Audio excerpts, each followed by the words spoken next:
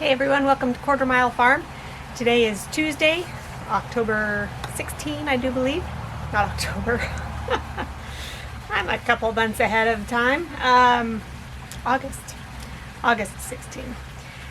So today I have the elderberries that I picked yesterday. I put them through the dehydrator overnight. And so I have a nice collection of little itty bitty berries now.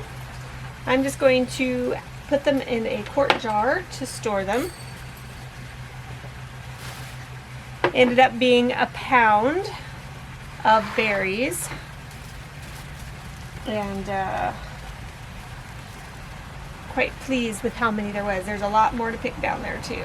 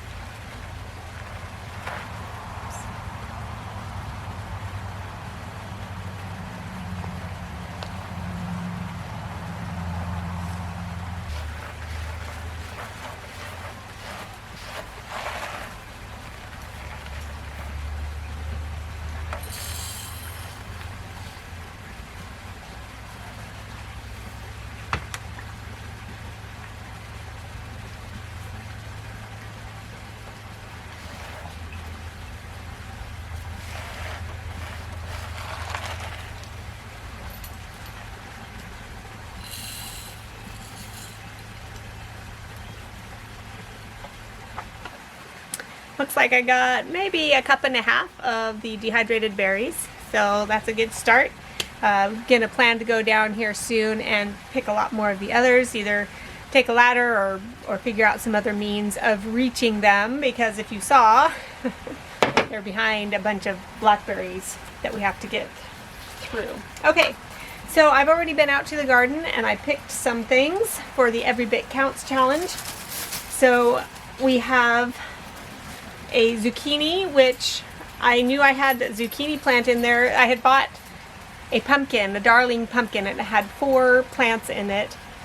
You assume them to be all pumpkins. Well, I found 2 of them were actually zucchini plants, and I picked 3 zucchini from them earlier, and then they just kind of stopped producing. I didn't see any more, but I was out there just this morning and I was looking around, seeing all the pumpkins that were turning orange, and I happened to see, it's out by the cornfield over there, and I happened to glance back behind the corn stalks, and I saw just a little bit of the green zucchini. So I have another zucchini to do something with, and I actually saw a second one growing. It's just teeny tiny, but I will probably shred these to be used during the winter. I like to use them shredded because I'm still not a big squash eater, either summer squash or winter squash. with the exception of like pumpkins, and then yeah, some other winter squash are okay, but they have to be prepared a certain way. I'm just not keen on the texture of them or the flavor, so I'm trying to add them to the diet. And the way that I can do zucchini right now is shredded to add into different recipes. So I like to make something called Zucchini Tots. They're like, you know, tater tots, only made with shredded zucchini. And then I also have a dish where I put it with, I cook some rice, and then I just mix in fresh shredded zucchini and shredded cheese. And I can't remember if there was any other flavorings or anything else, but it's a pretty simple recipe. And you know, the hot rice kind of warms up the zucchini, and so it's a really good dish, and I hardly know that I'm eating zucchini. So anyway, let's go ahead and weigh the zucchini here. August 16 zucchini, and we have, oops, it's not on yet. There we are.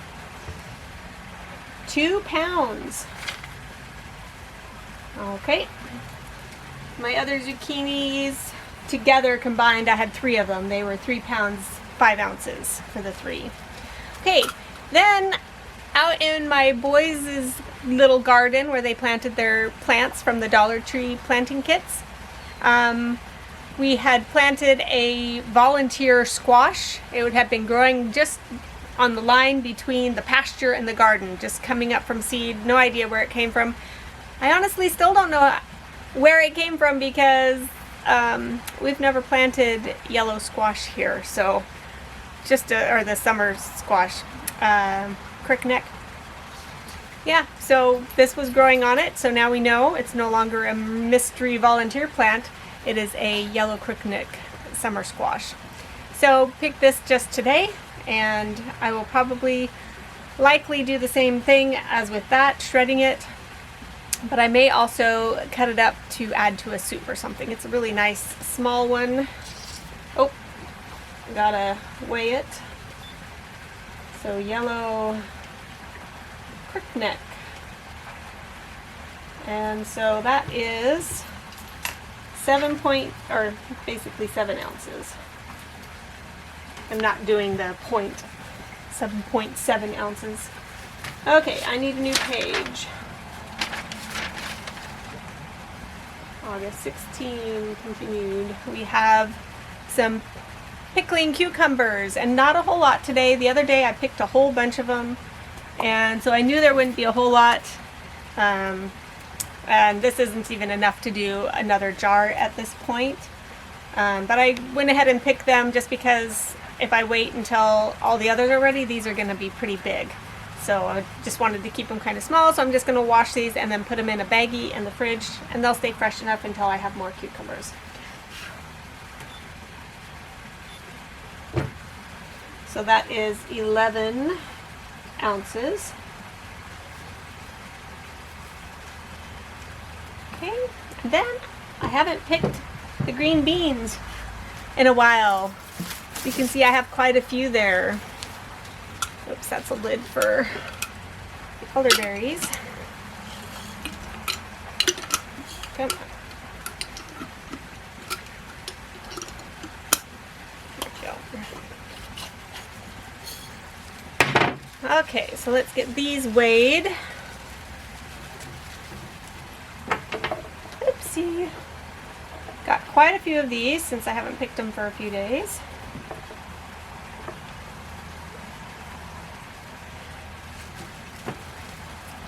And these I just snap into pieces about 1 inch long, and then I put them in a baggie and I do microwave blanching. So for each quart baggie, I do quart-sized baggies, but I only put 2 cups in each baggie. I use the freezer bags. So I put 2 cups of the cut beans, or the snapped beans, into each bag, and then I do, I think it's 3 tablespoons of water, and then I close the Ziploc baggie with just about, just a little bit of an opening, and then I microwave it. The directions I have are for less powerful microwaves, and so I don't do it for the time that they say. I do it for about 1.5 minutes just to blanch them. And then I take them out of the microwave and I put it in ice cold water to let it cool down. And then when they're completely cool, then I'll finish closing them up and I'll put them in the freezer. So that's how I do microwave blanching. So I have 1 pound. Some of these don't look like they're completely on. 1 pound, 11 ounces.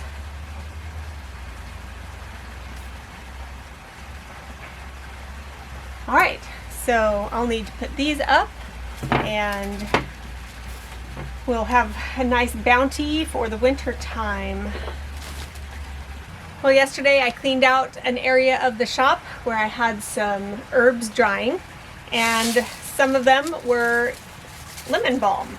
I had 3 bundles, and yet last night I took the leaves off of 1 bundle and have them in this bowl. So I'm just going to continue that with these other 2 bundles, and then I'll have lots of lemon balm to work with. So in the past, I've taken the fresh stems and just pinched off each leaf and then laid them on a tray to dehydrate them. But this time I decided to just dry them in bundles, and then I just come through and tear it off like that. And it seems to be working pretty good. It's pretty quick. Doesn't take quite so long as pinching off each leaf to lay on the dehydrator tray.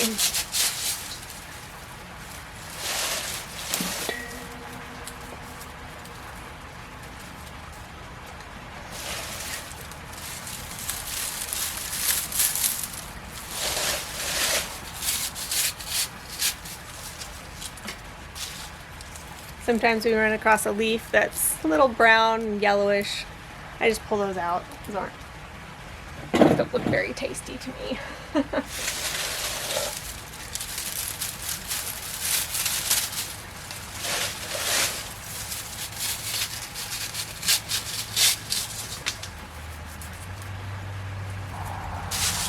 Alright, well that's easy enough. I'm going to go ahead and process these, and I'll be back to show you how much I got from this.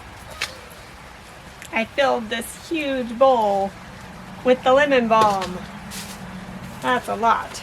Okay, so I'm just going to store the lemon balm in plastic baggies for now. I need to figure out what I'm going to do long term to store these.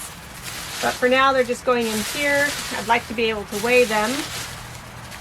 So we'll see if I can do that this way.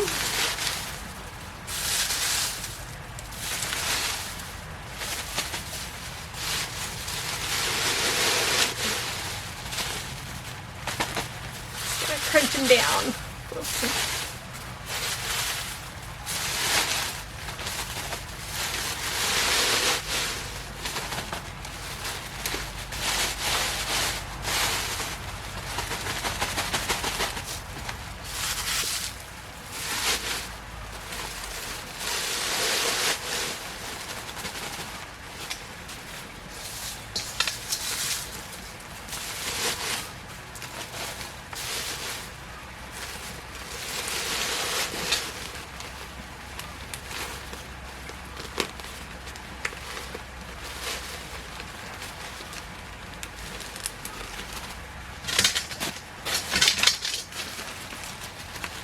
A little bit more I can fit in this first bag here.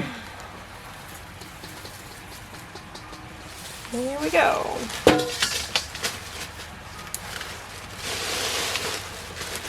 Okay, now we'll weigh this and see how much lemon balm we got. Okay, we'll use this to tear it out. It's like 0.4 ounces for the bag, 0.3 ounces, 0.2. Let's make up our mind here. 0.4 ounces for the bag.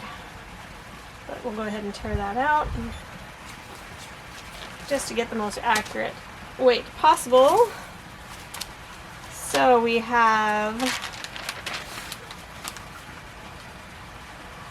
lemon balm dried, and that's so 2.3 ounces, and then 3.6.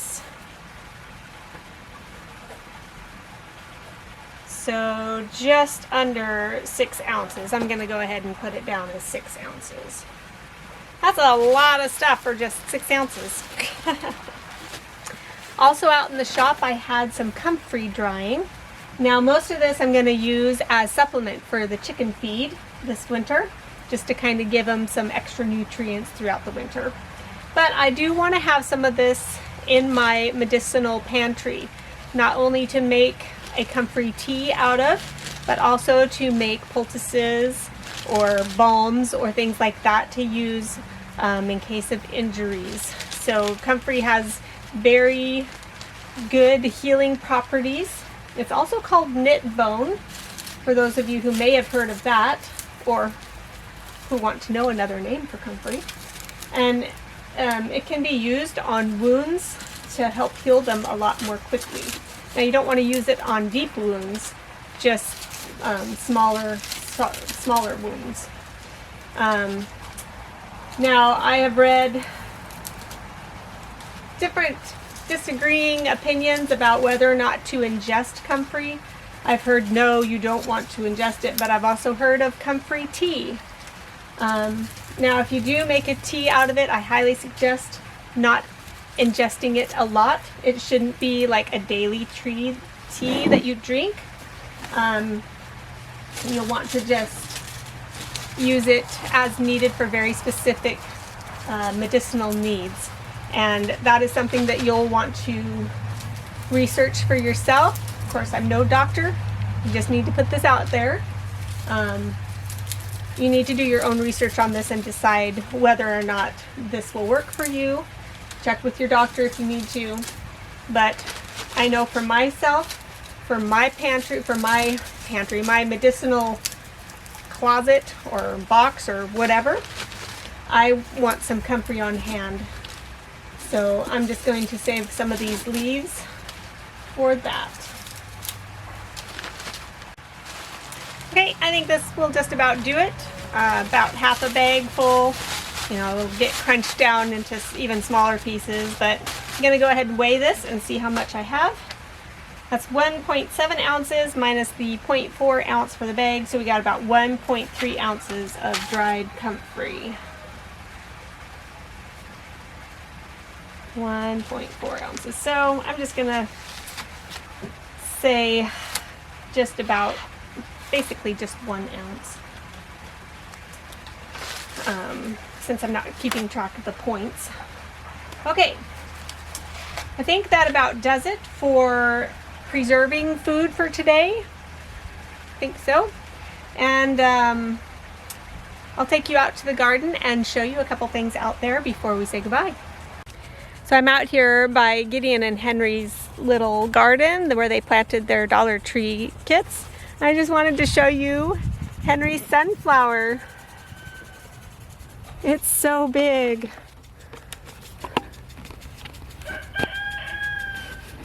Beautiful. And he has several other blooms as well, but this one is the largest. He's got, ooh, there's a big old bumblebee on there. Hello, fella. Busily pollinating away.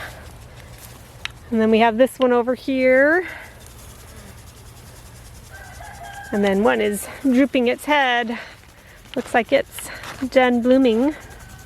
So we'll be able to harvest that soon. Down here we have the potato. Oh, I think this is where it was planted. I guess the potato's not gonna grow after all. That's too bad. Okay, his tomato is growing nicely. It looks like finally gonna get some ripe ones here soon. And then this was the mystery plant. had been growing somewhere along in here between the pasture and the garden. And Brent transplanted it, and we now know what it was. This is where the yellow squash came from. So his other tomato plant's doing nicely. And then over here, I picked some basil the other day. So we have some more of that in the pantry. Ooh, these tomatoes here are getting even riper. Look at that. Well, this poor sunflower was standing so nice and tall last week. Had a huge flower on it that we'll need to harvest now. But this sunflower was a victim of our storm last week. Poor thing. So I've mentioned this storm a couple times in my videos, so I just thought I'd take some time to tell you what happened. It's not like a tremendously horrible storm, but for this area it was a pretty big thing. So last Tuesday we had a thunderstorm happen in the evening, and it destroyed the little fort, the box fort that Gideon had been fixing. And so I showed you their new and improved fort that they had been working on, and we had gotten them a tarp to be able to put over the top to protect it from any more rainstorms, because we had heard we would be getting some more rain. So they fixed that all up, and you can see, I showed it to you in the last video. You know, it had all kinds of rooms in it and everything. And it lasted fine until Thursday night. Thursday night, around little after 6, it started to thunder, and we got some rain. We got a little bit of wind. And it was kind of off and on for the next couple hours, just a little bit of showers, a little bit of thunder and lightning. And then the third hour of the storm came and it got very, very windy. I don't even know how strong the gusts were, but our trees out here, the big trees out front, you can maybe see them back in there, they were just swaying like all get out. Our black locust tree, here I'll show you the black locust tree, that tree right there, it was just, you know, going back and forth. And our lights turned off for like 2 seconds, and then it came back on previously. So our lights flickered a little bit, and I'm like, okay, that happens. It just flickers a little. The computers or the clocks don't get messed up or anything. Well, then the electricity went off for like 2 seconds, and it came back on. And then like 30 seconds later, again, it went off for 2 seconds, and then came back on. And after that, we only had a little bit of flickering every now and then, which was fine. But the winds were just whipping everything around, and I wasn't sure how our plants were going to fare out here. In fact, the most things that happened really on our property was the sunflower that I showed you. And then let me show you some of the corn here. If you can see in there, I'll get a little closer for you. So it may be kind of hard to see, but that first row of corn there, you can see is kind of bent down and bent back towards the other fence over there. And I'll take you around and show you some of the other corn on the other side as well. We'll say hi to the chickens. I have the sprinkler on over there, so I'm coming into the chicken yard to come show you this corn over here. Oh, we have the baby chicks out and about. Hello, Mama. Hi.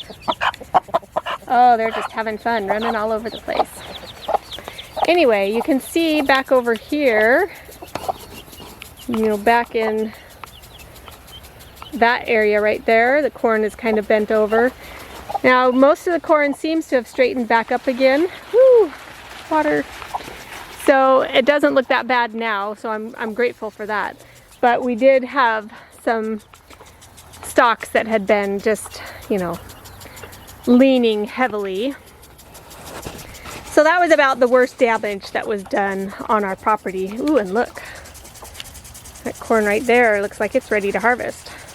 I'm gonna have to come through and see how much of this corn I can harvest already.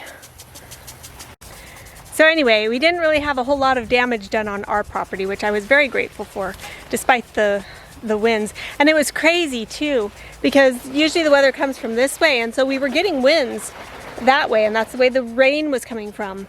But then when that bigger storm hit at about 8 o'clock or so, the wind was just whipping around, and it was coming around this way. And then the rain was also just pelting our back windows, the big picture windows. And usually in a rainstorm, those don't get wet at all. And it was just sheets of water coming down that window, and just crazy.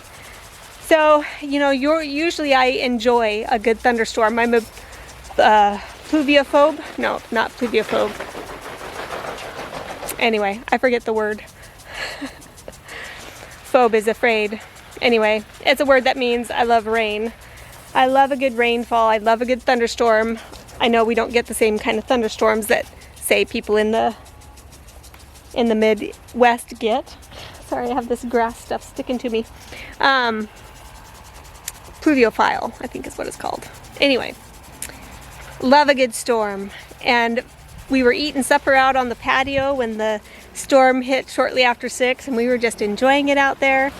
And you know, usually our thunderstorms don't last very long here, but you know, we were going into 2 hours, and by the 3rd hour I was really starting to stress out a little bit. And the storms continued for another 2 hours, so 4 hours of thunderstorms and rain. It was really starting to stress me out a little bit. And I found out later through friends on Facebook that just south of us, like the next road down, and then we have big country blocks out here, so the next country road down, and then the 2 country roads after that, they experienced the brunt of the storm. I don't know if you've heard of downdrafts before. Some people thought that we had a tunnel, not a tunnel, a funnel. Thought that we'd had a funnel that dropped down. But it turns out that it was more of a downdraft, which is where basically, I'm going to see if I can explain this, but basically you have some cold air coming in, and it just kind of builds up these huge thunderstorms until suddenly something changes, and all of a sudden you have this huge downdraft of air that just goes whoop, and that's what happened down there. And I heard reports that there were 3 power poles that were downed, and there were limbs broken off of trees and trees uprooted, and just horrendous. And so they were actually out of electricity for a lot longer than 2 seconds. I think they were out of power for like 2 or 3 days trying to get the poles back up. I'm not entirely sure on that, but yeah, it was crazy. I did hear that there was a funnel that touched down at a small town about 20 minutes south of us, so that was crazy. They had hail the size of this, and there were so many broken, you know, smashed up car windows and house windows from that storm down there. So, you know, we got hit pretty hard here, but the brunt of it was actually just south of us a little ways. So anyway, I did get a picture just on the next country road south.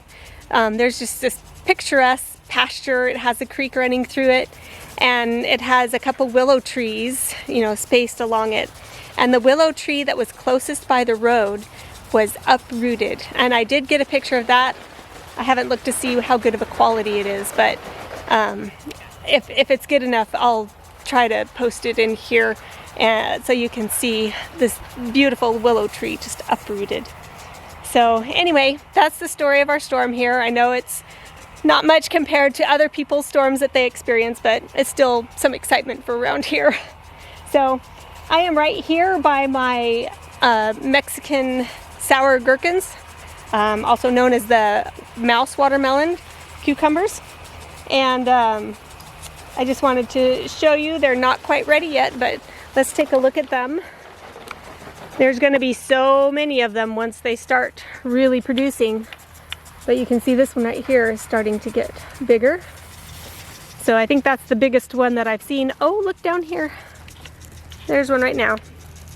I need to check and see how big these get to know when to harvest them. I seem to recall reading something about them just falling off when they're ready. but I need to check on that to make sure, and to check on the size of them when they're ready. So anyway, just lots of little babies on here, there, and there, just all over. Gonna come out here to this cucumber patch. The cucumber pickles I picked earlier were from there in the chicken run garden. And I didn't check these today. So I'm just gonna check through these real quick. See if there's any pickables ones. That one's kind of big enough. Ooh, boy, this one is just loaded with all kinds of cucumbers. Ooh, look at those. I really don't like how prickly these are. I don't think I'll plant these again. Look at how prickly they are compared to the other cucumbers. We'll see how good a cucumbers they are, but they're very prolific. I'm just looking on here and I'm seeing them loaded with all kinds of cucumbers. I mean, not all kinds. It's obviously just mini munchers. That's not any other variety. Haha. Okay, there's one right there. That's a nice size one. I think I'll pick that. Maybe if I can pick a few more, I'll actually have enough for a jar today. Look, there's a nice size one too. Right here. Pick that one.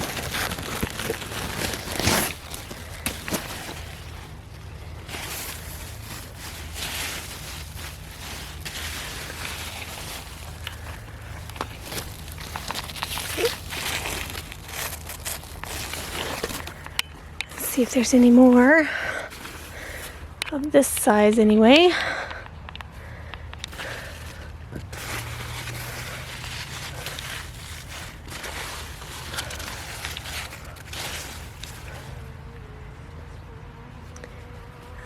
These ones right here are Chicago picklers. You've heard of the Boston pickling. Those are Chicago pickling.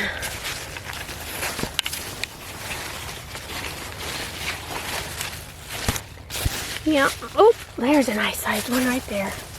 Look at that.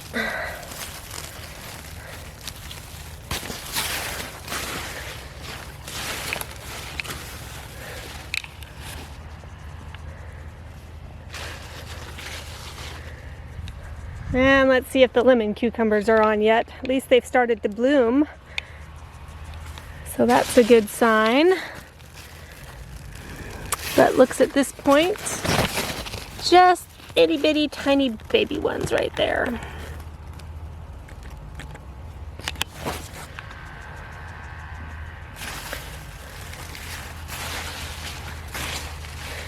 Yeah, nothing over here to pick yet. Gonna have a lot of lemon cucumbers though.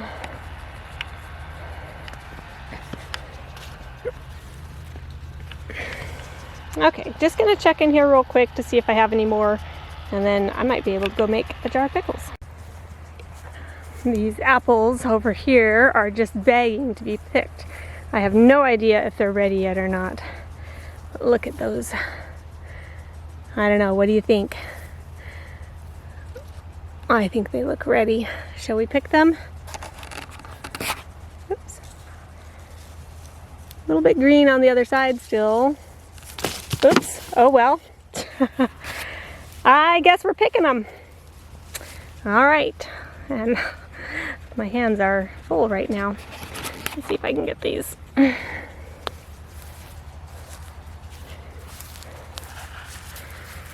All right, so these I believe are king apples, which are one that my, it's a variety that my grandparents had on their property, along with the Lodi apple that I picked before.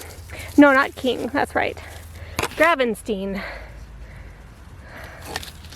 This is a really good apple. This one was also one that my grandparents had. So over here we have a pear, the single lonely little pear on here. We're gonna let that grow for a little bit longer.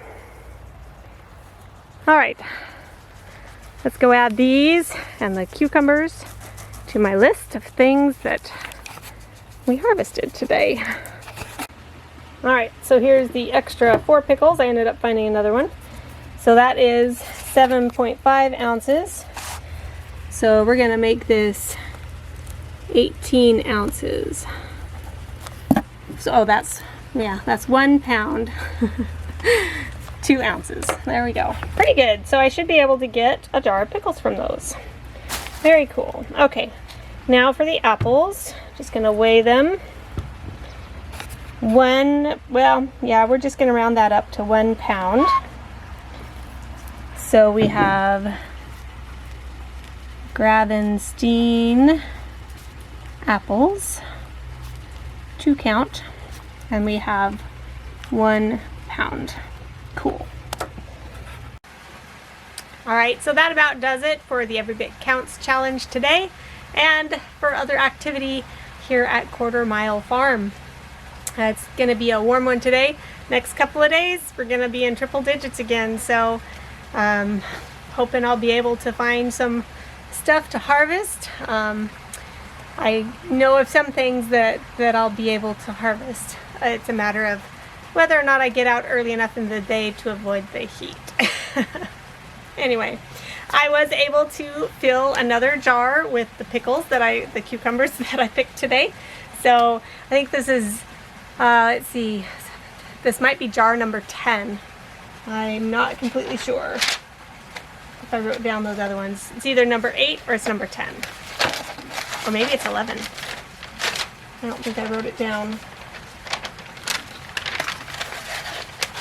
So as of the 10th, I had 8 quarts total. No, 7. And then I think I did 3 more, so that was 10. So I think this is jar number 11. Pretty cool. I would like to have at least 1 per week, or 1 for every 2 weeks. So I'll want anywhere from 26 jars to 52 jars. That'll work. I love these pickles. I would rather eat these than store-bought pickles any day. Anyway, that's all for now. We will see you next time. Goodbye.